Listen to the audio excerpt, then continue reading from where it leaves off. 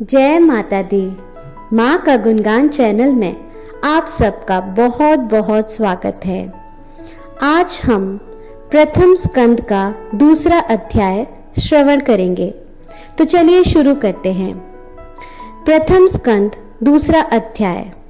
इसमें सूत जी ने श्रीमद् देवी भागवत के स्कंद, अध्याय तथा श्लोक संख्या का वर्णन किया है और उसमें निर्धारित विषयों का भी वर्णन किया है।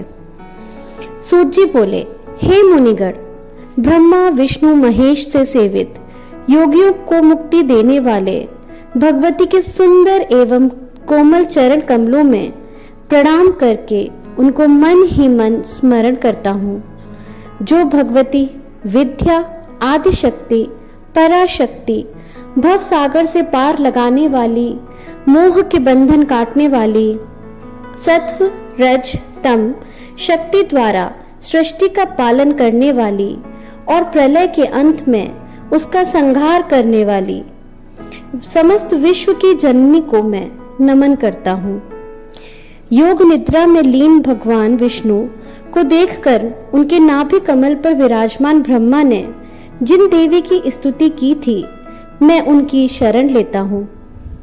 मैं उन्हीं मुक्तिदायिनी योग माया का ध्यान करके मैं यहाँ संपूर्ण देवी भागवत पुराण कह रहा हूँ।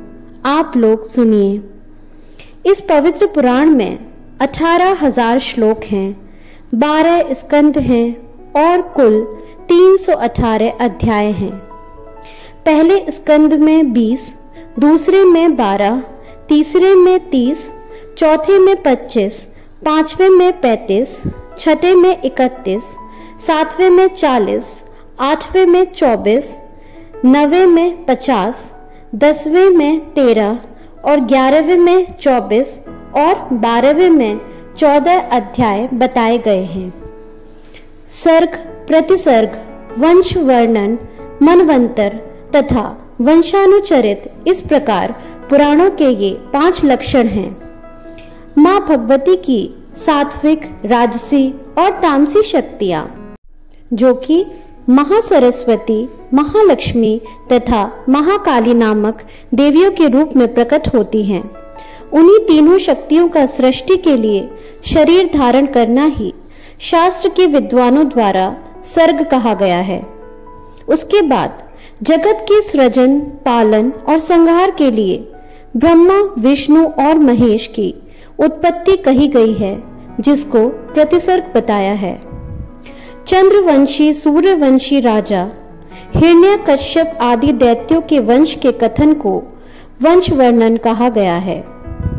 स्वयंभुव आदि 14 मनुओं का वर्णन और उनके समय विभाग मनवंतर कहलाते हैं और उन मनुओं के वंश का वर्णन करना ही वंशानुचरित कहा गया है। तो इस प्रकार सभी पुराण इन 5 लक्षणों से युक्त होते हैं। अब शौनक जी बोले, कलयुग से भयभीत हम ब्राह्मण नैमिषारण्य में ही रहते हैं। ब्रह्मा जी ने हमें मनु चक्र देकर आदेश दिया कि आप इस चक्र के पीछे पीछे जाइए। जहां इसकी नैमी क्षीण हो जाएगी, वही क्षेत्र पवित्र होगा। वहां कलयुग कभी भी प्रवेश नहीं कर पाएगा। आप लोग तब तक वहीं रहें जब तक दोबारा सतयुग ना आ जाए। तभी से ये स्थान नैमिष क्षेत्र के नाम से प्रसिद्ध हुआ। मैंने अन्य ऋषियों के साथ यही निवास बना लिया है और ये हमारा सौभाग्य है कि आप हमारे यहाँ पधारे। हे सूत जी, भय और पाप को नष्ट करने वाली, सारी इच्छाओं को पूर्ण करने वाली श्रीमद् देवी भागवत को प्रकट कीजिए। इस प्रकार प्रथम स्कंद का दूसरा अध्याय यहाँ समाप्त हुआ। जय माता दी।